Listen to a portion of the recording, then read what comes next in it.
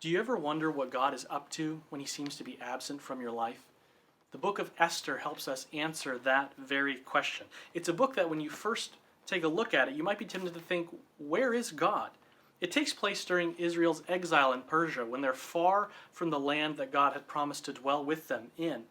And the book never contains any explicit references to God. And these features might make you wonder, where is God? What is he up to? But as the book unfolds, it becomes clear that God is indeed at work. He raises up Esther and Mordecai, the seed of the woman, to crush Haman, the seed of the serpent. But the way God does it, the way he saves and preserves his people in this story is not miraculous or flashy. It's through the ordinary control of every little detail of history.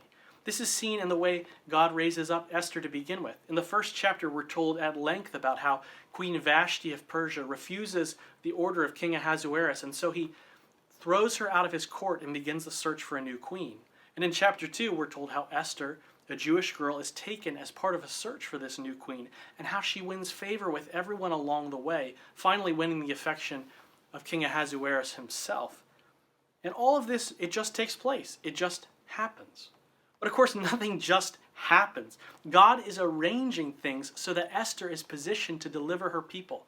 As her uncle Mordecai will say in chapter 4, "Who knows whether you have not come to the kingdom for such a time as this?" And this prophesies of how God arranged all of history for the coming of his son Jesus, the final deliverer of his people. Paul writes in Galatians 4, "But when the fullness of time had come, God sent forth his Son, born of a woman, born under the law, to redeem those who were under the law, so that we might receive adoption as sons."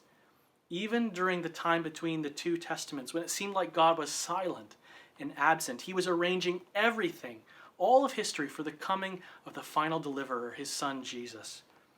And so this is what can assure you, Christian, as you begin this day. God is working all things together for your good. Whatever you're facing today, he is working that so that you will be finally delivered by his Son, redeemed, glorified, conformed to the image of his Son when he returns.